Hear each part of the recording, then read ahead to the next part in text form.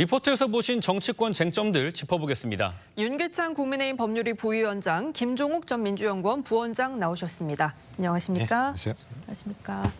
네, 주제 먼저 보겠습니다.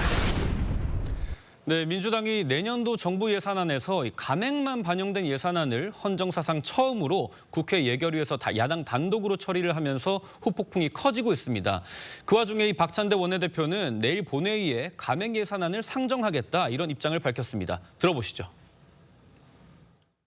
여당과의 합의가 불발되고 기재부가 증액에 동의하지 않아 부득이하게 법정 시한인 내일 본회의에 감액 예산안을 상정하기로 하였습니다. 대통령실 특갈비를 삭감했다고 해서 국정이 마비되지도 않고 검찰 특갈비를 삭감했다고 해도 국민이 피해를 입지 않습니다. 민주당이 예비비와 특갈비를 삭감한 것은 잘못된 나라 살림을 정상화하기 위한 특단의 조치라는 점을 강조드립니다. 네, 오늘 민주당에서는요, 특활비로 상품권 사고, 회식하고 쌈짓돈처럼 썼다라면서 이 오용된 예산은 삭감이 원칙이라고 밝혔습니다. 이 정당성을 주장을 했는데 어떻게 들으셨습니까? 특활비와 특경비, 특정 업무 경비를 합하면 한 1,000억 정도 돼요.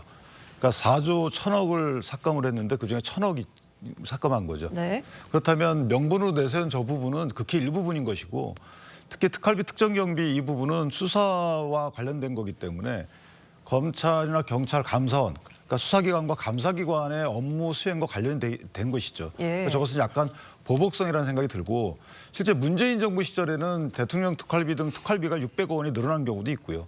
그다음에 현재 대통령실 특활비 같은 경우에는 약 120억 원에서 80억 원으로 34% 줄여서 편성한 거거든요. 네. 그러니까 지금 민주당이 저렇게 얘기하는 근거 자체가 좀 부실하고 또 하나는 지금 예결특위에서 일방적으로 감액한 예산안으로 통과시켰잖아요. 예.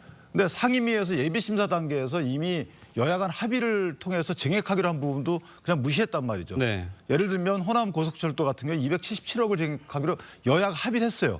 그런데 그걸 다시 무력화시키고 예결특위에서 그냥 감액하고 넘어갔단 말이죠. 네. 이것은 지금 오늘 이재명 대표께서 이철우 지사에게 한 얘기가 있습니다. 뭐 여러 가지 감안해가지고 늘릴 수도 있다. 이 부분은 뭐냐면 지역의 의원들에 불구하고 이재명 대표가 예산과 관련된 것을 어떻게 보면 해계문을 쥐겠다라는 생각이 들어있다고 저는 개인적으로 생각합니다. 그러니까, 네, 말씀하시죠. 그러니까 지역구에서 예비 심사 단계에서 보통은 이제 여러 가지 예산이 넣어요. 이게 뭐 안 좋은 영향도 있을 수 있으나마는 그렇게 많이 하죠. 지역을 잘 아니까. 근데 그걸 또 다 인정하지 않고 이재명 대표가 언급하는 부분, 인정하는 부분만 뭐 증액하겠다 이런 식의 또 당내 기강잡기용으로도 쓸 여지가 없잖아 있다. 전 그렇게 생각합니다. 관련해서 조금 전에 들어온 소식인데 추경호 국민의힘 원내대표가 민주당에서 감액 예산안을 철회하지 않으면 추가 협상은 없다. 예산안의 날치기를 사과하고 즉각 철회를 해야 한다. 이런 입장을 밝혔습니다. 이 민주당에서는 내일 본회의에 감액 예산안을 상정하겠다는 입장을 밝혔지만 그럼에도 불구하고 이재명 대표와 박찬대 원내대표는 협상은 가능하다는 여지를 내놨거든요. 그런데 추경호 원내대표가 상당히 강공으로 나오는 모습인데 여야가 합의점을 찾을 가능성이 좀 있을까요? 뭐 제가 볼 때는 쉽지 않을 거라 생각이 들어요. 지금 네. 상황을 보면 저는 기본적으로 적어도 야당 같은 경우는 정부 예산안에 대해서 감액밖에 할 수 없습니다. 증액을 하려면 정부가 거기에 동의를 해줘야 되는 상황인데 네. 정부는 지금까지 한 번도 야당이 제기하고 있는 예산안 내용에 대해서 증액에 대해서 동의해 준 바가 하나도 없습니다. 그러니까 자기들이 아는 그대로 통과시키겠다고 얘기를 하는 상황이죠. 그래서 그중에서 가장 국민들이 우려하고 있는 소위 특활비나 특경비 같은 경우 지금까지 내용들을 보게 되면 뭐 명절 떡값, 부서관 나눠먹기, 포상금, 뭐 공기청정기 렌탈비 말도 안 되는 비용으로 특활비와 특경비를 차용한 사례가 있기 때문에 예. 거기에 대해서 그 내용을 갖고 오라고 얘기했었더니 갖고 오지 않았고 또 나중에 전액 삭감하겠다고 얘기했더니 갖고 온 내용을 보면 대부분 제가 볼 때는 전혀 내용을 알 수 없는 것을 갖고 온 이런 친구들이 꽤 있습니다. 전 그렇다면 이 부분과 관련해서 결산에서 제대로 된 결산이 안 되는 부분들을 다음에 예산으로 반영하는 건 예산을 갖다가 허투루 쓰는 게 되기 때문에 그렇게 할 수 없다는 측면들이 하나 있는 거고요. 예비비도 마찬가지인데요. 예비비가 지금까지 지금 4조 넘게 책정을 했습니다만 올해 같은 경우는 작년이나 1.4조, 1.5조밖에는 집행이 안 됐어요. 예. 그리고 그 내용들을 봐도 대부분 다 아시겠습니다만 용산 이전 비용이 86억, 대통령 순방 및 정상회교 비용이 532억 예비비에서 활용이 됐어요. 무슨 예비비가 궁정 예산입니까? 그러니까 저는 이런 내용들이 있으면 이 부분에서 어떤 방향으로 갈 건지에 대해서 정부가 정확히 입장을 내놔야 되는데 입장을 내놓지 않고 야당이 요구하는 예산에 대해서 증액할 수 없다라고 얘기하니 그렇다면 정부가 가져온 내용 중에서 소위 제가 볼 때는 이거 민생 예산 아니잖아요. 이런 부분들은. 이건 빼겠다고 얘기한 거다. 그럼 제가 볼 때 이렇게 1년을 진행해 보는 것도 뭐 특이한 사례이긴 합니다만 적어도 정부가 주장하고 있는 소위 건전재정 이런 측면에서 저는 해볼 만하다고 생각이 들어요. 예. 이게 지금 추경호 원내대표가 좀 상당히 강도 높은 비판을 했습니다만 일반 대중들이 보기에는 그래도 좀 감액 규모를 낮추는 협상을 해서 국민의힘으로서는 운신의 폭을 좀 넓히는 게 필요하지 않나 이런 시각도 있거든요. 협상의 여지가 있다고 보시나요? 네, 저는 있다고 보죠. 왜냐하면 현대 감액된 거 갖고 본회의 통과하게 되면 추경을 또 해야 되잖아요. 그러니까 추경하게 되면 정부가 또 편성하는 꼴이 되기 때문에 어차피 지금 이재명 대표가 얘기하는 바대로 뭐 수정안을 내면 응하겠다라는 취지로 얘기하시잖아요. 그런데 여태까지 예산안이 통과된 것 중에 제일 늦은 것이 12월 24일이에요. 12월 24일이고 12월 31일까지 통과가 안 되면 준예산으로 가기 때문에 이 준예산으로 가는 사태를 막기에는 양당이 상당히 부담스러울 겁니다. 그렇다면 어느 정도 합의안을 도출할 텐데 문제는 뭐냐면 이제 이재명 대표께서 거의 예산안에 대해서 독점적 권한 행사를 할 가능성이 있어요. 원내대표 사안을 넘어서서 그렇다면 이재명 대표가 어떤 뜻을 갖고 있느냐에 따라서 예산마저도 오히려 정부 예산 편성권을 야당의 대표께서 행사하는 꼴이 돼 가고 있는 거예요. 거기에 대한 추경호 원내대표가 우려를 표하는 것이고 예비비 말씀 주셨는데 예비비 같은 경우에는 실제 그 명목 자체가 이 포괄적이잖아요. 언제 쓰는지는 국민의 심의를 통해서 다 결정되는 거기 때문에 이 부분이 이제 기상이변 등의 이런 예비비 수요가 사실 늘어가고 있는 건 맞아요.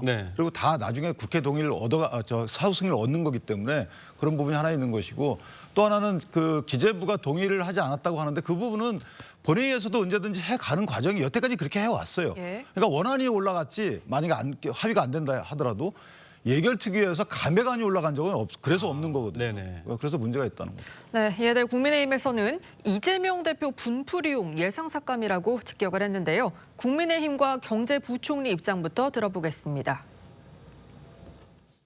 부끄럽지 않습니까?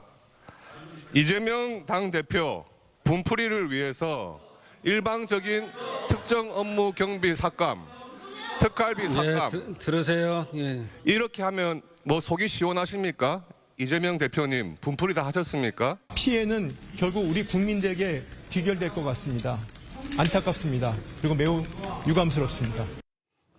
네, 국민의힘에서는 이재명 대표 방탄을 위해 민생을 위협한다. 또 대통령실에서는 민주당이 입법에 이어 예산도 폭주한다. 뭐 다수의 횡포다. 이렇게 강하게 비판을 하고 있거든요. 어떻게 들으십니까? 아니 이게 협상을 하고 있는 야당 당대표에게 분풀이한다라고 얘기를 하면서 협상을 할 수 있을까라는 생각이 들고요. 어떻게 분풀이를 하죠? 이재명 당대표에 대한 수사 다 했습니다. 수사하는 게 뭐가 있습니까? 5개나 기소를 한 상황이에요. 그럼 내년에도 예를 들면 특활비 통해서 야당 당대표 수사하겠다는 얘기입니까?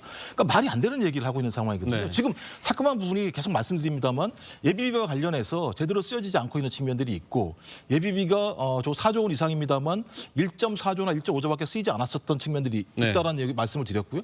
그다음에 특활비나 이런 부분 같은 경우도 지금까지 제대로 된 사용이 아니라고 하는 부분들이 다 밝혀졌기 때문에 그 부분과 관련해서 어떻게 집행을 할 것인지 앞으로 어떻게 할 것인지에 대한 소위 여당이나 정부의 입장을 얘기해야 되는데 그런 입장을 전혀 얘기하지 않고 있는 상황이고 야당이 계속 주장하고 있는 지역화폐 지금 경제 상황이 너무 안 좋지 않습니까? 그러면 정부가 재정 정책을 통해서 재정을 투입해서 경제를 살려야 되는데 야당 당대표가 주장하는 지역화폐라는 이유만으로 그 예산을 하나도 반영하지 않는 일이 벌어지고 있어요. 전 그렇다면 오히려 정부가 지금 횡포를 부리고 있는 거다.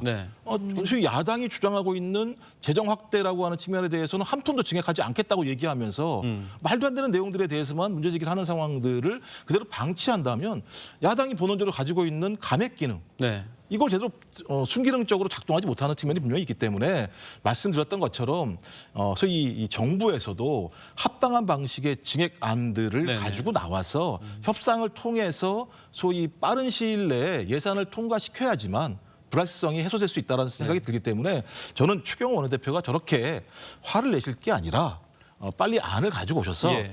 협상을 하셔야 돼요. 대부분 이렇게 매번 협상을 통해서 합의안을 만들어낸 것들이 네. 국회 관리였습니다. 네, 이게 사실 네, 예산 편성권은 정부에 있는 거거든요. 네. 예. 마치 지금 민주당이 예산 편성권 있는 것처럼 그런 식의 행동을 하고 계신데 역대 이런 적은 없어요.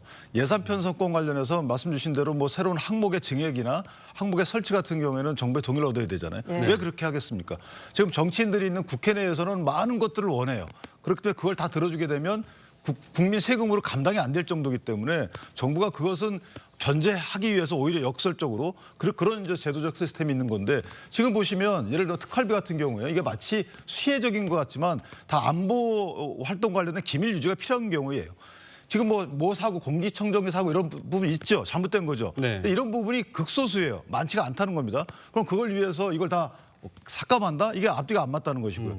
예비비는 불용 개념이 없어요. 예비비가 얼마 사용하지 않았다고 해서 야 다음에 그거 불용이니까 다음에 그거 빼자. 이런 개념이 예비비는 없단 말이죠. 네. 그러니까 이런 예비비의 특성과 특활비에 대한 특성 이런 것들을 감안한다면 민주당이 저렇게 통째로 감액한 것은 그래서 분풀이다 이런 평가가 나옵니다. 예, 지금부터는 국민의힘 소식 짚어보겠습니다. 이 친윤계, 친한계 모두 확전을 자제하는 분위기인데요. 국민의힘 김재원 최고위원 목소리 들어보겠습니다. 이제 수사기관에서 수사를 하고 있지 않느냐. 네. 그래서 수사기관에서 수사를 할 때까지 이 문제에 대해서는 조금 네. 서로가 자제하는 것이 그래요? 유일한 해법이 아닌가. 당에서 이제 이런 논란이 커지지 않도록 네. 수사 의뢰를 하든 고발을 하든 할 거는 빨리 해버리고 수사에 협조해 가면서 수사기관에서 밝혀라 하면 그나마 또 수습이 되지 않을까 생각합니다. 뭐 김재원 최고위원 의견의 요지는 자제하는 게 해법이다 이런 것 같아요. 뭐 보시기에 당원 게시판 논란은 좀 숨고르기에 들어갔다 이렇게 볼 수가 있을까요? 원래 이제 간단한 문제였던 걸로 평가를 받고 있는데 네. 근데 대응 과정이 낯선 대응들이 많이 나왔기 때문에 현재 이 낯선 대응과 관련돼서 지속되게 되면 당에 사실 불필요한 논란이 커지기 때문에 아마 저런 얘기가 나온 것 같고요. 네. 이미 이제 당의 법률위원회에서도 그 특정 유튜버를 상대로 해서 고소고발이 있고 그 고소고발 내용을 본다면 예를 들면 이건 한동훈 대표가 쓴 글이 아님에도 불구하고 마치 쓴 것처럼 네. 그렇게 오인되게끔 얘기를 했다라는 부분이 있고 그다음에 글에 그 쓴 빈도를 비춰보면 이게 여론 조작을 할 수 없음에도 불구하고 그 정도 표현을 썼다는 것은 허위사실이다 이런 취지로 이제 고발을 했단 말이죠. 네. 그리고 시민단체에서도 익명의 그 한동훈 대표 가족분들을 대상으로 해서 고소고발이 있어요. 예. 그렇기 때문에 양측 고소고발에 대해서 수사기관의 어떤 사실관계 확정이 나오게 되면 그러면 이제 이거에 대한 공방이 결론이 나는 거기 때문에 네. 그런 사실관계 확인 절차 없이 확인 안 해주고 있으니까 네. 확인 절차 없이 양측에서 서로 정치 공방만 하는 것은 당에 상당한 타격이 있다. 아마 이런 염려에서 나온 발언 같습니다. 네, 국민의힘은 지금 게시판 의혹 처음 제기한 유튜버를 고발하기로 했고요. 또 오늘은 당원 게시판 의혹 보도한 특정 기사에 대해서도 법적 조치하겠다라고 했거든요. 이런 상황 어떻게 보십니까? 그러니까 대통령실이나 한동훈 대표나 국민의힘이나 민생을 말씀하시면서 이 문제를 왜 정리 못하는지 모르겠어요. 이게 무슨 중대한 문제인가요? 네. 아주 단순한 문제잖아요. 예. 국민의힘 게시판에 한동훈 당 대표의 가족들의 명의로 글이 올라왔는데 그것이 소위 가족들이 쓴 거냐 아닌 거냐 이런 문제인 거잖아요. 근데 지금 내용들을 들어보면 아니다라고 판단을 했기 때문에 유튜버에 대해서 고발하기로 한 것 같아요. 네. 근데 왜 보도한 기사까지 사실관계가 확인 안 된 상황인데도 언론 보도까지 예를 들면 고소를 한다라고 얘기하는 건 네. 언론에게 입을 막으려고 하는 거 아닌가 하는 생각이 드는 측면이 있고요. 만약에 이것이 가족이 아니라고 한다면 이것도 또 문제가 되는 측면이 있어요. 왜냐하면 가족이 아니면 누군가 한동훈 대표의 가족들 명의를 도용해서 아주 조직적으로 1분, 2분 단위로 글을 올렸다는 거잖아요. 예. 그래서 내용이 대통령과 대통령 부인에 대한 인신을 모욕하는 내용들이었거든요. 그렇다면 과거에 소위 대통령 부인이 한동훈 대표에게 보냈던 문자에 의하면 댓글 부대가 있는 것 같은 뉘앙스가 있었다고 얘기했었고 네. 또 그다음에 거기에 대해서 장해찬 전 최고 같은 경우는 자기가 증거 있다고 얘기를 했는데 지금도 예. 증거가 있다고 얘기하거든요. 예. 그럼 만약에 외부에서 댓글 부대가 이걸 활용했다고 한다면 네. 기억나십니까? 드루킹 사건 같은 경우. 아, 김경수 전 지사 같은 경우 드루킹 사건으로 실형 2년을 받은 내용입니다. 만약에 이것이 외부에서 어떤 형태로 작업이 됐다고 한다면 저는 지금 생각했던 아주 단순한 사건이 매우 복잡한 사건으로 전환될 수 있다는 생각이 듭니다. 그 드루킹과 짧게 좀 부탁드립니다. 이 사건이 만약에 국민의힘에서 일부에서 제기하는 내용의 사실이라 하더라도 드루킹 사건은 완전히 다르죠. 그 부분은 어떤 기계적 장치를 이용해서 대량의 여론 조작을 한 예. 사건이고 이 부분은 이제 몇 사람이 뭐 비슷한 취지의 글을 올린 거기 때문에 그건 완전히 다르다 이런 말씀드립니다. 네, 지금까지 정치권 쟁점 짚어봤습니다. 두 분 말씀 여기까지 듣겠습니다. 감사합니다. 감사합니다.